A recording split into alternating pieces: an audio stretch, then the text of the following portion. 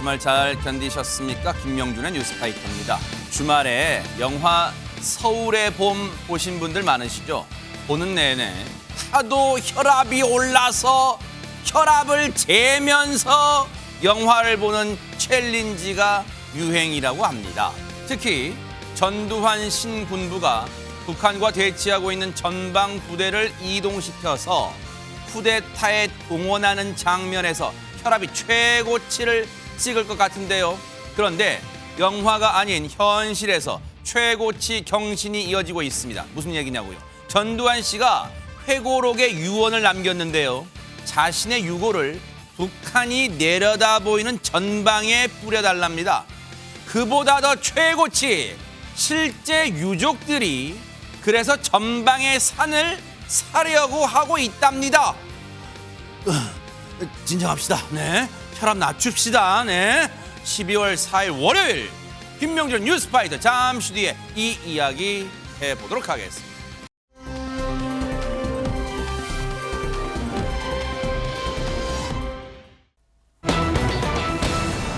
진짜요?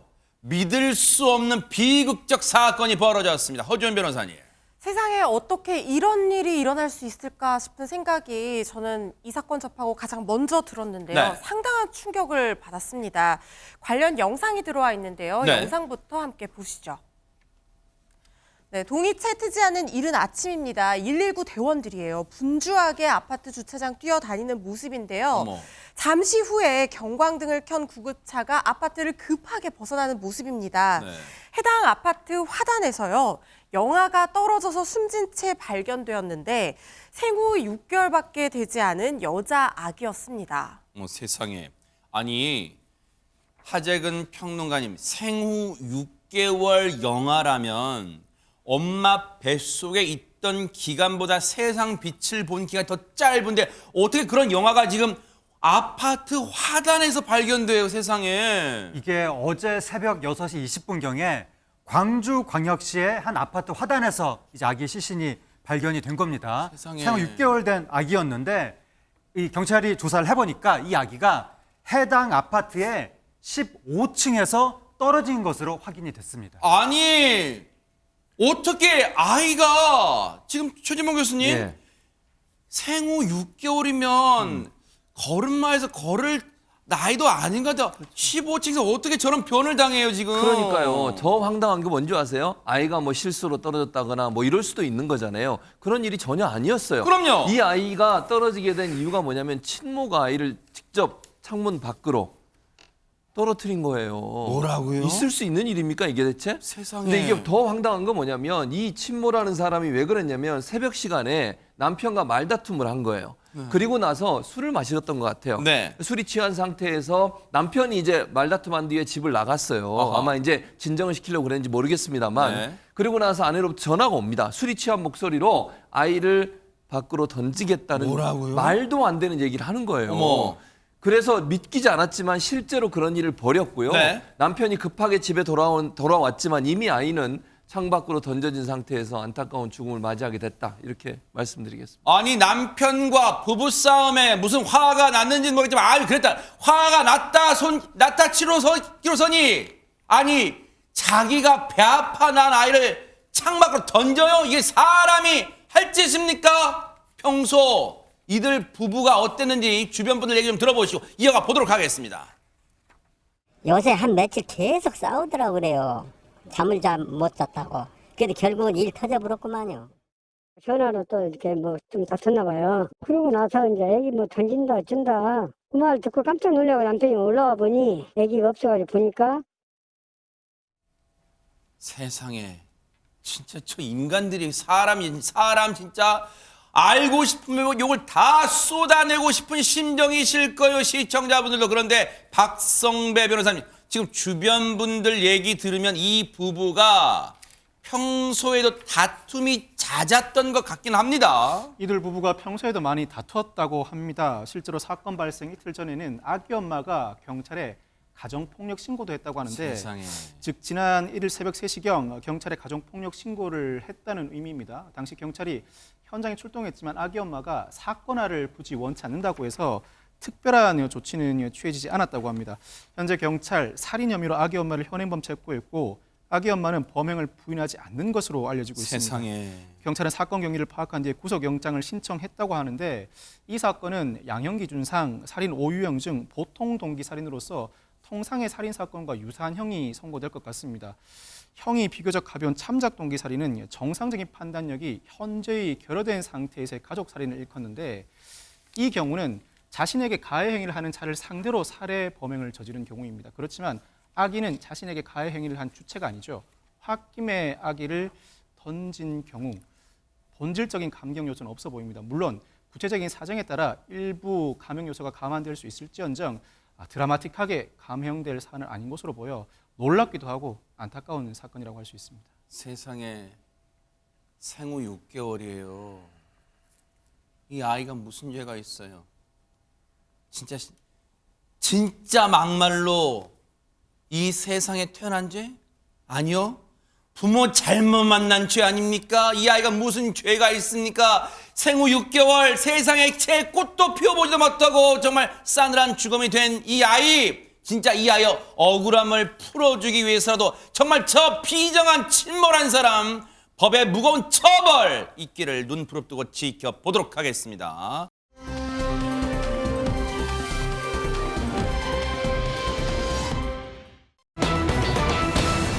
자, 분위기 바꿔보겠습니다. 주말 사이에 이 영화 보신 분들 진짜 많다고 뉴스까지 나왔더라고요. 어떤 영화인지 보시고 이어가 보도록 하겠습니다. 인간이라는 동물은 아니다. 강력한 누군가가 자기를 리드해 주기를 바란다니까.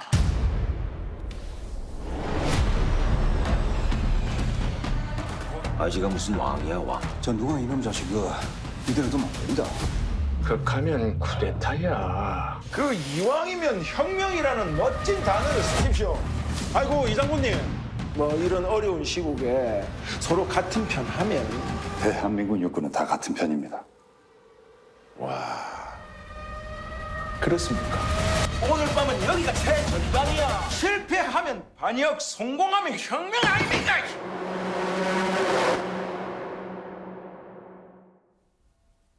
영화 서울의 봄입니다. 하재근 평론가님 혹시 주말에 이 영화 보셨나요? 예, 주말에 봤습니다. 대박 사건. 우와. 예, 굉장히 많은 관객들이 영화를 지금 보고 있고 네. 그동안 한국 영화가 계속해서 흥행이 잘 안 됐었거든요. 어허. 코로나19 사태 이후로 네. 정말 오랜만에 지금 범죄와 조지 3탄 이후로 또 한 번의 대흥행작이 지금 나타나고 야. 있는데 바로 그 영화가 서울의 봄인 겁니다. 와. 저 영화가 1979년 12월 12일 날 12.12 군사반란이 벌어졌었는데 네. 그날 밤에 벌어졌던 9시간의 일을 영화적으로 재구성을 한 거예요. 그래요? 굉장히 흥미진진하게 재구성을 했거든요. 어허. 그래서 지금 입소문이 굉장히 좋게 나면서 네. 개봉 4일째 100만, 6일째 200만, 10일째 300만, 12일째 400만 돌파. 어머나? 어제자로 손익분기점 460만 명을 돌파하면서 지금 1000만 흔행의 가능성을 점치게 하고 있습니다. 그러면 하재근 평론가님 전문가 입장에서요. 저 관객 수의 증가 속도면 1000만은 그냥 순식간에 넘을 것 같으세요? 어떻습니까? 코로나19 사태 전이었으면 네. 이 정도 열기면 1000만 간다고 볼 수가 있는데 네. 코로나19 사태 이후로는 우리나라 영화들이 항상 좀 뒷심이 없는 경향이 있어서 이번에는 어떻게 될지 모르겠으나 네. 지금 극장가에서는 네. 이번 영화를 계기로 아하. 다시 한번 관객들의 관람 열기가 살아났으면 좋겠다. 유후. 이번에 1000만 돌파했으면 좋겠다. 아하. 이렇게 업계에서는 기대하고 있습니다. 자, 기대해 보겠습니다. 아직 일단 속도는 좋아요. 지금 12일 만에 지금 400만 돌파하고 지금 많은 분들이 지금 입소문 막 나고 너 그 영화 봤어? 막 이 정도인데 그런데 보세요. 허지원 변호사님. 이 영화의 지금 어떤 모티브라고 할 수 있는 전두환 씨가 벌인 그 12.12 때 군사 반란 그게 모티브인데 지금 전두환 씨의 유해를 놓고 논란이 일고 있다는 이건 왜 무슨 말이에요 이게? 그러니까 전두환 씨가 아직까지 안장이 되지 않고 있어요. 아, 그래요? 그러니까 장례를 치르고 난 뒤인 2년째 지금 연희동 자택이 임시 안치가 되어 있는 상태거든요. 왜냐하면 마땅한 장지를 구하지 못한 상태라고 합니다. 전두환 전직 대통령이지만 국립묘지에는 묻힐 수가 없습니다. 왜냐하면 97년에 대법원에서 군사반란죄, 내란죄 등으로 실형을 선고받은 전력이 있기 때문인데요. 그런데 본인이 2017년에 회고록에 어떤 얘기를 남겼냐면 북녘땅이 내려다 보이는 전방 고지에 백골로나마 통일을 맡고 싶다 이런 말을 유언처럼 남긴 거예요. 그래서 유족들이 네. 유해를 지금 경기도 파주시에 있는 한 산에 옮기려고 하면서 이 사유지 매입 절차를 진행 중이라는 겁니다.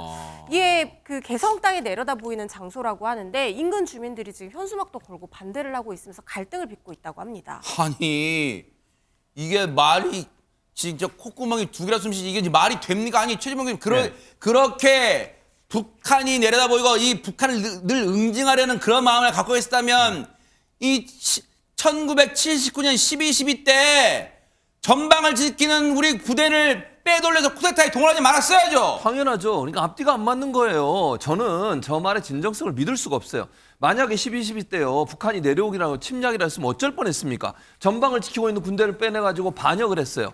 아니 진압군과 싸우고 반역군과 진압군이 충돌을 했잖아요. 그때 출동한 부대가요 전방에 있는 부대였어요. 아하. 그 위험한 일을 본인의 정치적 이해관계, 본인의 권력을 잡기 위해서, 본인이 살아남기 위해서 전방에 있는 부대를 빼내가지고 반역을 한 사람이 뭐 마치 자기가 군대를 위해서 열심히 봉사했던 것처럼, 안보를 위해서 열심히 했던 것처럼 그런 태도를 보이는 경우에 맞는 겁니까? 국민들을 정말 화나게 하는 거예요. 이게 정말 이런 말들이 정말 챌린지하게 만드는 겁니다, 진짜. 네. 아니 전방에 있는 부대가 나오는 순간 얼마나 위험해지겠어요. 북한이 혹시라도 호시탐탐 노리다가 침략을 했으면 얼마나 큰일 날 뻔했습니까? 네. 그런 일들을 감행하면서 본인의 정치적 야욕밖에 없었어요. 네. 정하면 전두환이라는 사람은 그 야욕만 보고 달려왔지 무슨 뭐 국가 안보니 이런 얘기 생각했다면 어떻게 반역을 할 수 있습니까 저렇게. 그러니까요. 아니 결제도 받지 않고서 체포를 하고 말이야. 네. 이런 일을 했던 사람이에요. 그런데 무슨 국가를 위해서 일했던 것처럼 얘기하는 거 국민들이 볼 때는 정말 화나고요. 혈압 올라갈 일입니다. 제발 그만하시기 바라겠습니다. 지금도 광주의 영령들은 전두환 씨의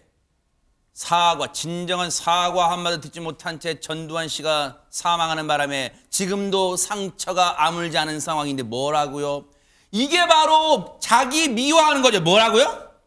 북한이 내려다 보이는 전방 고지에 백골로 남아 통일을 막고 싶다. 자기 미화지, 자기 미화. 그렇게 나라를 걱정한 사람이 그런 짓을 벌여요. 부인 이순자 씨는 뭐라고 했는지 한번 들어보시고 이어가 보도록 하겠습니다. 남편은 평소 자신이 사망하면 장례를 간소히 하고 무덤도 만들지 말라고 하셨습니다. 또 화장해서 북녘 땅에 보이는 곳에 뿌려달라고도 하셨습니다.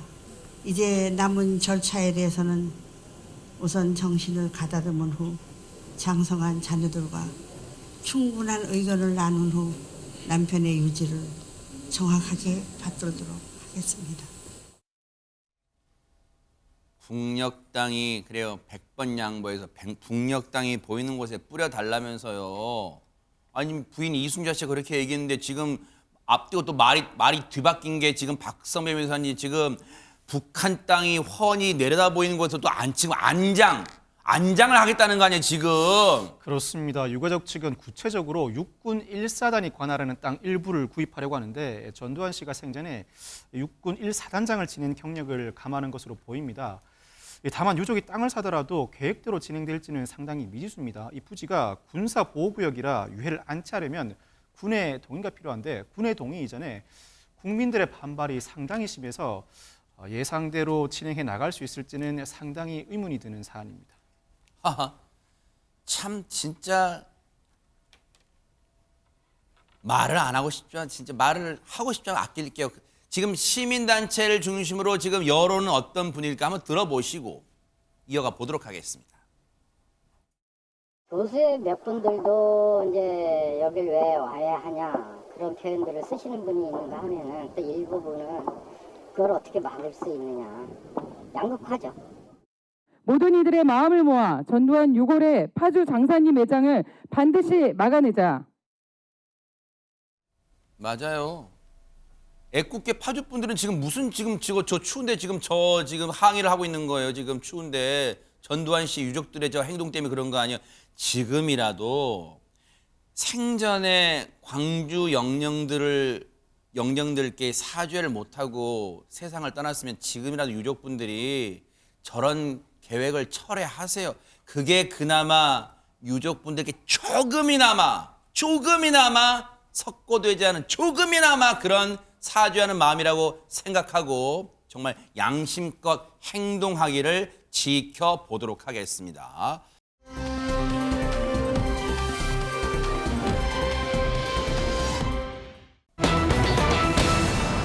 바꿔볼게요. 칭찬은 하되 점수는 안 준다. 아니 이런 놀부심보가 어디 있어요, 허지연 변호사님? 지금요, MBN 새 프로그램 현역 가왕에서 보이지 않는 기싸움이 지금 엄청나다고 합니다. 살원 한 명의 트롯 여전사들이 출격했잖아요. 어허, 네. 그런데 첫 경연이요, 자체평가전인데 이게 트롯 오디션 사상 최초로 있는 경연 방식이에요. 이게 상당히 흥미진진한 게 31명이 참가를 했잖아요. 그럼 한 사람이 나가서 무대를 해요. 그럼 나머지 참가자 30명이 이 보고 있으면서 아, 저 사람이 국가대표에 선발될 만한 그 정도는 된다라고 해서 인정 버튼을 눌러주는 거예요. 네. 그런데 안 눌러줄 수도 있어요. 누가 인정 버튼을 누르는지 안 누르는지 서로는 모릅니다. 그러니까 앞에서는 이렇게 칭찬을 하면서 이 인정 버튼을 누를지 말지 속으로도 고민하고 서로서로 기싸움을 하는 거예요. 아하. 왜냐하면 인정 버튼을 가장 못 받은 최종 3위는 그 방출 후보가 될 수 있거든요. 세상에. 그러니까 혹시 내가 막 줬다가 내가 방출 후보가 될 수도 있고 뭐 어떻게 될지 모르는 거지 않습니까?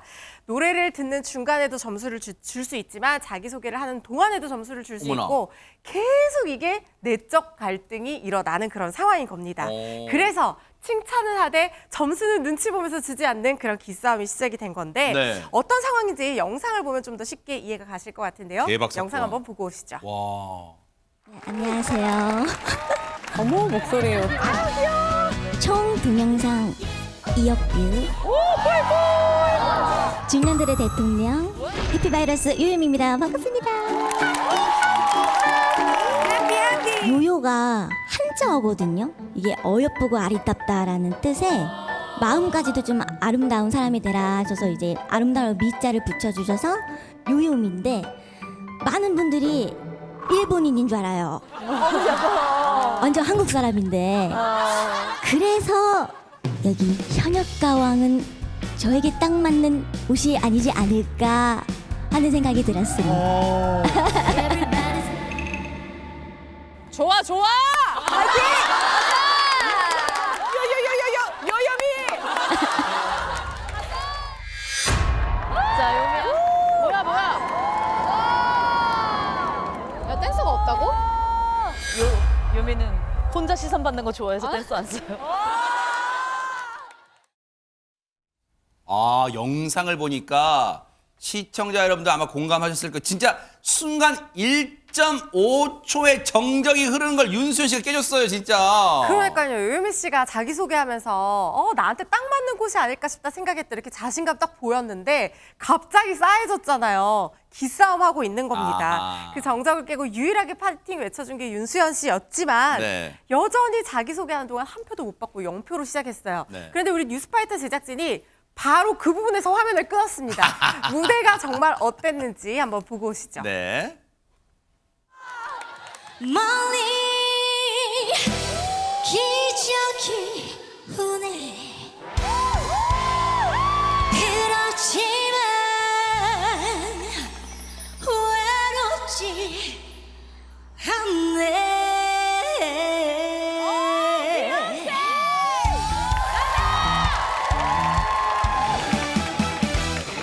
멀리 기적이 오네 나를 두고 멀리 간다네 이제 잊어야 하는 와 잘한다 잊지 못할 사람이지만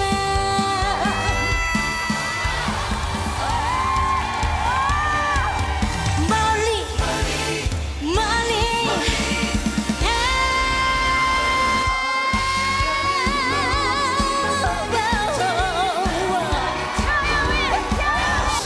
헤어졌다 또 만난다네 기적 속이 멀어져가네 내 입술은 마지막 밤처 멀리 기적이 오네 그렇지만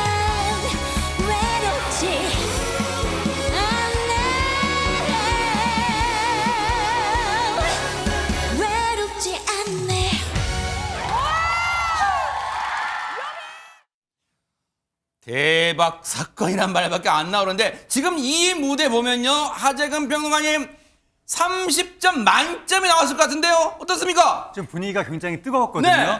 지금 점수를 주는 동료 가수들의 반응도 아주 좋았잖아요. 그러니까요. 그런데도 점수는 23점이 나왔다고 하는 것이고 짜다. 아 이거 짜다 짜. 지금 이 프로그램 속에서 막 잘했어 막 이렇게 크게 환호하는 네. 그 동료 가수들 중에 일부는 말은 그렇게 크게 환호를 했지만 실제로 점수는 누르지 않았다고 합니다. 야. 그러니까 요요미 씨가 이제 그 중년들의 대통령, 중통령이라는 별명이 그래요? 있을 정도로 네. 상당히 또 많은 남성 팬들한테 인기를 네. 끌고 있고 아하. 이날도 자비로 아하. 저 댄싱 팀 합창단 다 자비로 저렇게 대동을 해서 어머나. 아주 화려한 무대를 선보였는데 네. 근데 이제 동료 가수들이 점수를 주다 보니까 네. 동료 가수들은 퍼포먼스보다는 순수하게 가창력 중심으로만 조금 점수를 준 측면도 있는 것 같고 네. 전날 그래서 퍼포먼스 화려하게 했던 가수들이 대체로 점수가 잘 안 나왔거든요. 그래요. 그런 측면도 있고 네. 또 하나는 요요미 씨가 아까 제가 말씀드렸던 것처럼 중통령, 네. 중년들의 대통령이라 할 정도로 네. 남성들한테 많이 인기를 끄는데 아하. 그렇게 남성들한테 많이 어필하는 정도의 저 매력이 네. 같은 여성 가수들이 보기에는 네. 또 나랑 무슨 상관이야? 약간 그런 느낌도 별로 이렇게 어필이 잘 안 되는 네. 그런 측면도 좀 있는 것 같고 네. 그리고 요요미 씨랑 이미지가 겹치는 뭔가 비슷한 스타일로 활동하는 아. 가수들 입장에서는 조금 위협감도 느낄 수 있고 네. 다양한 요인들로 인해서 점수는 30점 아하. 만점은 나오지 않은 것 같습니다. 네. 아마 이제 이 춤까지 격렬한 춤까지 하다 보니까 앞서 들으셨지만 약간의 음이탈도 있고 본인이 숨차는 것도 좀 있긴 있었어요. 그런데 중년들의 대통령이라면 최진봉 교수님한테도 인기를 끌어야 되잖아요. 예. 네. 제 개인적 의견 얘기하지 않겠습니다. 네, 어쨌든 네. 그 중통령이라고 말씀하신 것처럼 중년들의 대통령으로 불릴 정도로 많은 분들이 좋아하시는 것 같아요. 저는 네. 주로 이제 복음성가를 듣고 있어서 그렇고요. 그리고 이제 일부에서는 트롯계 아이유다 이런 네, 얘기도 네. 있습니다. 네. 트롯계 아이유라는 얘기도 있고 또 하나 리틀 혜은이 여기 제일 많이 아, 알려진 그러네. 거예요. 사실은 목소리가 혜은이 씨하고 거의 판박이에요. 그러네요. 아. 그냥 얼굴을 안 보고 그 혜은이 씨가 불렀던 제3항 같은 거 부르면 거의 비슷해요. 똑같을 정도로 그렇게 정말 이 목소리가 같은데 그래서 네. 많은 사람들한테 관심을 끌었었는데 이제 요요미 같은 경우에는 콘서트나 행사 공연 때 되면 이 중년분들 남성분들이 엄청나게 꽃다발 세례를 한대요. 그래서 네. 요요미 씨가 뭐라고 얘기했냐면 내게서 아재 향기가 난다. 아하. 요 정도로 얘기할 정도래요. 그만큼 네. 소위 아재라고 얘기하는 중년들이 너무너무 좋아하는 그런 가수라고 얘기할 수 있고 네. 본인도 얘기했지만 이게 이름의 어감 때문에 일본인으로 오해를 받는데 본인은 토종 청주 출신, 충청도 청주 출신의 토종 한국인이다 이렇게 얘기를 하고 있고 네. 이제 본인이 다 소중하지만 특별히 가수를 하면서 고마움을 느끼는 분이 누구냐면 아버님이에요. 왜요? 이 요요미 씨 아버님이 박시원 씨인데 이분도 36년 차 가수고요. 청주에서 라이브 카페를 운영하시는 그러세요? 분이세요. 그래서 이제 아마 피는 못 속인다고 아버지가 가수 36년 차인데 요요미 씨도 가수로서 대성하고 있어서 네. 참 보기 좋은 부녀 관계다 이렇게 생각이 됩니다. 그러네요. 그런데 보세요. 요요미 씨처럼 이름도 알려져 있고 실력도 있는 이런 현역 가수들도 나름 이 쟁쟁한 경쟁자들의 마음을 다 사로잡기가 쉽지는 않잖아요. 그런데 보세요. 갑자기 궁금증이 생겼어요. 지금 저희가 보여드리는 이런 무대는 무작위 순서로 저희가 보여드린 건데 이번 경연에 현역 가왕 경연에 첫 번째 주자로 나온 가수가 누구였을까 갑자기 궁금해졌어요. 허준 변호사님. 사실 이게 현역 16년 차 가수까지 다 있는 쟁쟁한 무대다 보니까 누구든지 간에 처음 하는 사람은 엄청 부담감이 심할 것 그쵸. 같거든요. 제발 나는 처음은 아니었으면 좋겠다. 다 그러잖아요. 이거. 다들 그렇게 뭐 생각할 것 면접도 같아요. 그렇고 다 그러잖아요. 네. 그렇죠. 중간이나 아니면 약간 후반부가 좋을 것 같다. 왜냐면 너무 마지막에 또 지칠 수 있으니까. 그렇죠. 막 이런 생각을 할 것 같은데 신동엽 씨가 진행을 정말 잘하세요. 아하. 재미있게 첫 번째 참가자 먼저 하실 분 받겠다. 손 한번 들어봐라. 이렇게 오호. 얘기를 했다는 거예요. 네. 과연 이런 분위기에서 손든 사람이 있었을지 궁금한데요. 다 눈치 보는 거 아닐까요? 네. 그러니까요. 영상으로 한번 아하. 확인해 보시겠습니다. 네네.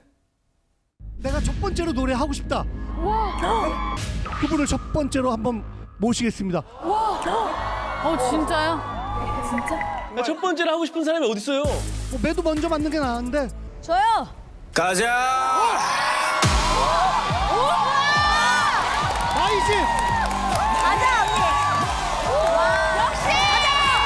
아직 노래 시작도 안 했는데 지금 한 명. 네, 제가 사실 가수 하기 전까지 태권도 선수로 활동을 하고 있기 때문에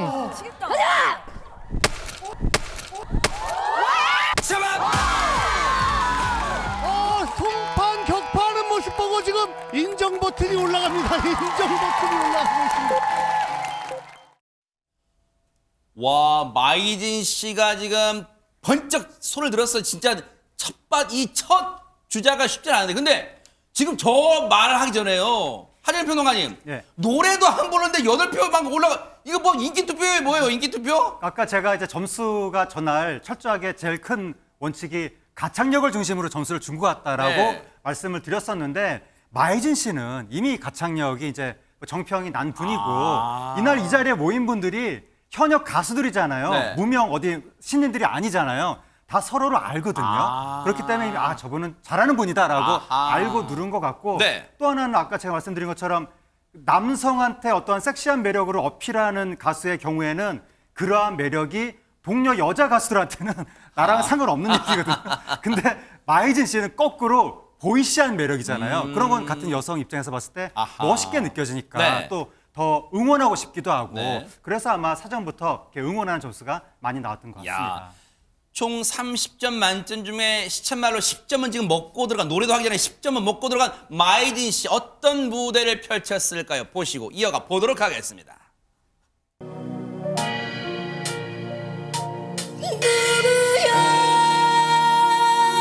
누구야 누가 또 생각 없이 돌을 던지느냐 무심코 당신은 던졌다지만 내 가슴은 멍이 들었네 좋다. 누구야 서러운 내 가슴을 울리는 사람 무심한 돌팔매로 무심한 돌팔매로 상처를 준다 누구야 수연할 곳 없이 울리는 사람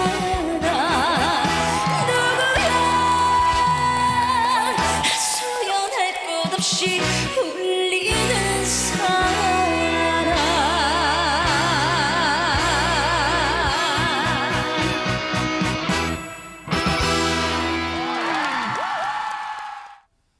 근데요, 진짜 박성배 변호사님, 진짜 저는 솔직 고백이지만 마이진 씨를 몰랐었는데 이번 현역가왕 본방 시청하고 알게 됐어요. 이 방송 계기로 많은 분들이 알게 되셨을 것 같습니다. 네. 첫 주자로 나선 데다 특히 송판 격파까지 보여주면서 10점이라는 상당히 높은 점수로 시작을 했고 마무리도 30점 만점에 27점이라는 와, 높은 점수로 끝을 대박 냈습니다. 사건네. 긴장했을 텐데 상당히 대단한 활동을 보여준 것 같습니다. 이 마이진 씨 팬들에게 자신의 이름을 각인시키려고 이름도 바꿨다고 하는데 국민의 진이 되고 싶다는 의미로 마이진으로 벌써 10년째 활동을 하고 있습니다. 그래요. 상당히 오랜 기간 활동을 이어왔고 데뷔 초반에는 너무 어린데 너가 노래를 뭘 아냐 등 선배들의 질투를 받을 때마다 속도 상했다고 합니다. 그렇지만 뭐니 해도 이 마이진 씨의 강점은 시원시원한 가창력이고 직접 귀로 확인해 보셨을 것 같습니다. 네. 또 눈으로 확인해 보신 것처럼 태권도 4단 이력을 갖고 있고 어머. 실제로 태권도 선수를 했고 어머. 평소에도 운동을 상당히 좋아한다고 합니다. 와, 멋진 매력의 소유자 마이진 씨 무대 봤고요. 갑자기 또 궁금해진 게 있어요. 방금 말씀드린 것처럼 모두가 첫 번째 주자는 좀 꺼려하는데 또 꺼려하는 게 그런 게 있잖아요. 허준 변호사님. 앞 사람이 나보다 점수 잘 나오면 나 왜 갑자기 저 사람 다음에 하는 텐데 두 번째 주자가 누굴지 궁금해요. 그러니까요. 이게 1번 프리미엄도 이제 없고 근데 첫 번째로 한 사람이 27점을 받았어요. 대박이에요. 얼마나 부담되겠어요. 그런데 두 번째 내가 하겠다 하고 등장한 가수가 있었는데요. 있어요? 이 가수가 뭐라고 얘기를 했냐면 사실은 내가 첫 주자고 싶었다 이렇게 얘기를 했다고 하는데요. 누구였는지 영상으로 만나보시겠습니다. 궁금해지는데요. 아이돌 출신이요. 오, 그러네요. EXID 베스티요? 위아래 그 엑셀 네. 네, 안녕하세요. 트롯다람쥐가 현역가왕의 도끼 품고 왔다요!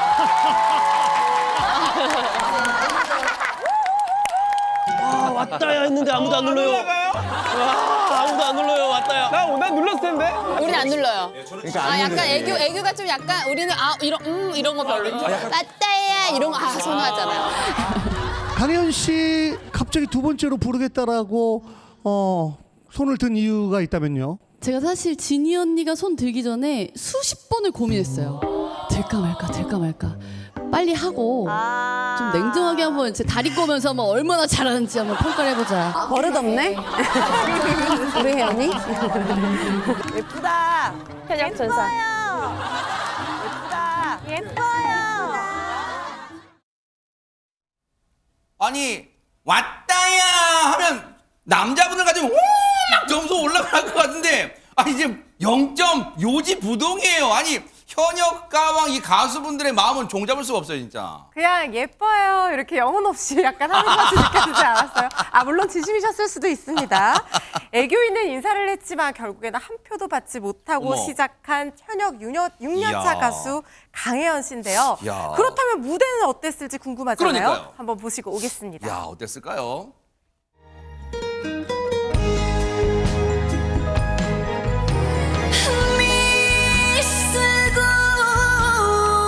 미쓰고 나는 너를 사랑했었다. 짧은 순간 내 가슴에 머물다 가는 그 흔적 너무 그더라. 신처럼 사랑하고 신처럼 가버린 너, 계곡처럼 깊이 패인 그리움만 남긴 너. 미쓰고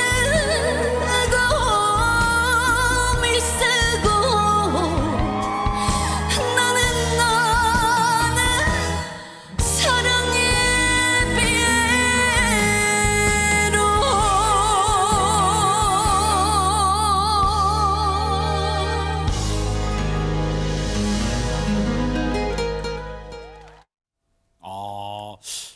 아이돌 출신이라서 막 댄스곡을 부를 줄 알았는데 야 트로트곡을 불렀어요 예, 지금. 정통 트로트곡을 불렀죠. 말씀하신 것처럼. 근데 이제 안타깝게도 앞에 마이진 씨보다는 점수가 좀 낮아서 24점을 받았거든요. 네. 그래서 조금 아쉬웠긴 했는데 이제 문제는 이게 또 재밌는 일화가 하나 있습니다. 이 요요미 씨가 열심히 막 칭찬을 했어요. 노래 부르고 할 때 박수 막 치고 뭐라고 그랬냐면 네. 귀엽다, 반전 매력 있다 이렇게 외치셨는데 실제로는 안 눌렀어요. 점수를. 그래서 24점을 받았는데 네. 그러니까 이게 알 수가 없는 거예요. 그러네요. 칭찬하는 것과 진짜 아, 누르는지는 네네. 모르는 거고. 근데 이제 뭐 이 노래가 사실 88 서울올림픽을 앞두고서 출반된 노래인데 이 노래를 가지고 정통 트로트를 불렀는데 예전에 EXID 출신이었기 때문에 예전에는 그런 얘기를 많이 들었대요. 트로트 부르는 아이돌 가수 이런 네. 이미지가 더 많았는데 네. 이제는 진짜 트로트 가수가 되고 싶다. 네. 그리고 강희연 씨죠. 강희연 씨가 29살 나이에 트로트로 전향을 했거든요. 아, 그래요? 그리고 34살이 돼서 6년이 됐어요. 6년 동안 활동하면서 이제는 진짜 트로트 정통 가수가 되고 싶다는 생각이 있었고 그걸 실천하기 위해서 이번에 출전을 하면서는 정말 정통 트로트를 부르겠다. 네. 이런 작정을 했고 그것이 오늘 무대로 저렇게 선보이는 그런 계기가 됐다고 합니다. 아니 근데 좀 얄밉다는 생각도 들 것 같긴 해요. 지금 조금 기대보다 점수가 낮게 나온 가수분들은 혹시 이게 경연의 원래 속성이 지금 잘한다고 칭찬하면서 와 잘한다 하면서 안 눌러. 이거 진짜 그런 거예요? 그러니까 이제 아무래도 잘한다고 하는 것은 저 정도 무대에 나올 정도면 웬만하면 다 잘하는 분들이잖아요. 저는 가수고 네. 못하진 않죠. 아하. 근데 내가 누를 정도의 엄청난 가창력은 아니다라고 아마 다들 좀 냉정하게 네. 그렇게 바라보고 있었던 것 같고 네. 또 그중에는 일부 나랑 이미지가 겹치는 가수에 대한 뭐 견제 심리도 있었을 수 있고 네. 아니면 또 이제 각자의 개인적인 선호, 취향 이런 것도 반영됐을 수 있는데 어쨌든 일반적으로 기존에 오디션에서 많이 봤던 풍경은 아니거든요. 보통은 심사위원이 막 무섭게 심사하고 이러잖아요. 네. 좀 이렇게 신선한 광경이 나와서 일단 저거는 하나의 극적인 장치로 저게 당분간은 좀 화제가 될 것 같고 네. 저 라운드가 지나가면 그다음부터는 또 그전부터 익숙했던 심사위원들의 심사 아하. 이런 게 나오게 될 것으로 보입니다. 어쨌든 현역 가족분들의 31분의 불꽃 튀는 신경전 내일 밤에 다 2부가 또 이 방송됩니다. 그 본방송 또 어떤 신경전이 펼쳐질지 또 기대를 해보겠습니다.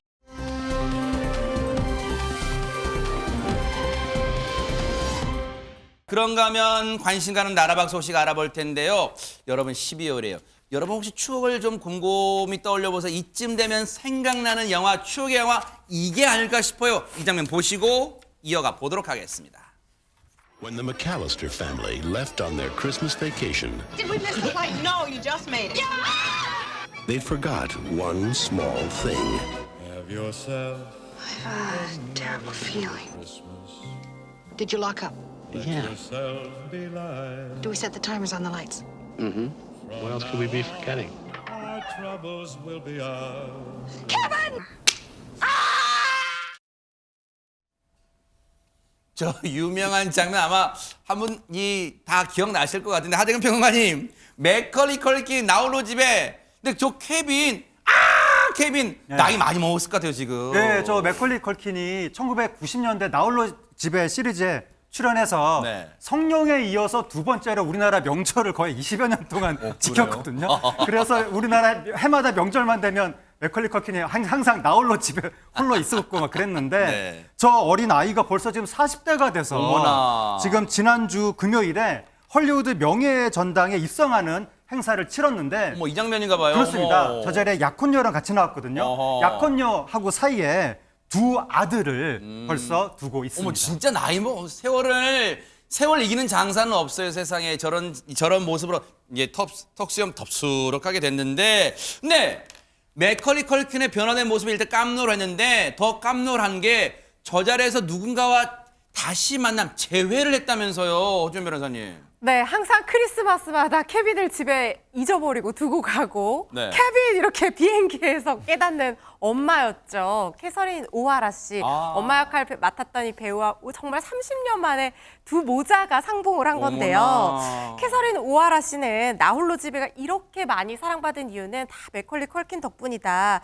우리 모두에게 특별한 모험을 선사한 정말 탁월한 연기였다 이렇게 칭찬을 했고요. 네. 재밌게도 한 번도 아니고 두 번이나 이 당신을 집에 혼자 뒀던 가짜 엄마를 이 행복한 행사에 초대해줘서 고맙다라고 했습니다. 그리고 정말 자랑스럽다라고 하면서 진짜 엄마 같은 애정을 표하기도 했다고 하네요. 맞아요. 저는 솔직히 맥컬리 컬킨 씨의 연기도 좋았지만 지금 그 엄마 역을 맡은 저분의 이 캐서린 오하라 씨의 연기도 또 좋아.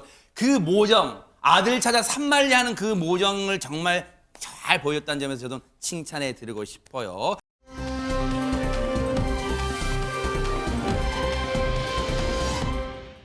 추운 날씨에 더욱 핫해지는 소식이 있다면서요, 박성배 변호사님. 이 영토의 85%가 빙하로 뒤덮여서 독특한 풍광을 자랑한다는 노르웨이의 최북단 섬 이곳에서 열정과 스릴이 넘치는 모험이 펼쳐졌다고 합니다. 뭘까요, 이게? 영상으로 확인해 보시겠습니다. 허허, 네. 이 빙하로 덮인 사하얀 어머나. 대지 위입니다. 이 구불구불한 물줄기를 따라서 힘차게 노를 저는 예술, 카약 예술. 선수. 미로 같은 얼음 동굴을 어머나. 지나 거센 흡류를 헤쳐 나가봤더니 자 높이 20m의 빙하 폭포가 나타납니다. 어머나, 어머나. 한 채 망설임도 없이 과감하게 수직 낙하. 어머. 천혜의 장관에서 시도한 극한의 도전, 완벽한 성공입니다. 야, 이게 진짜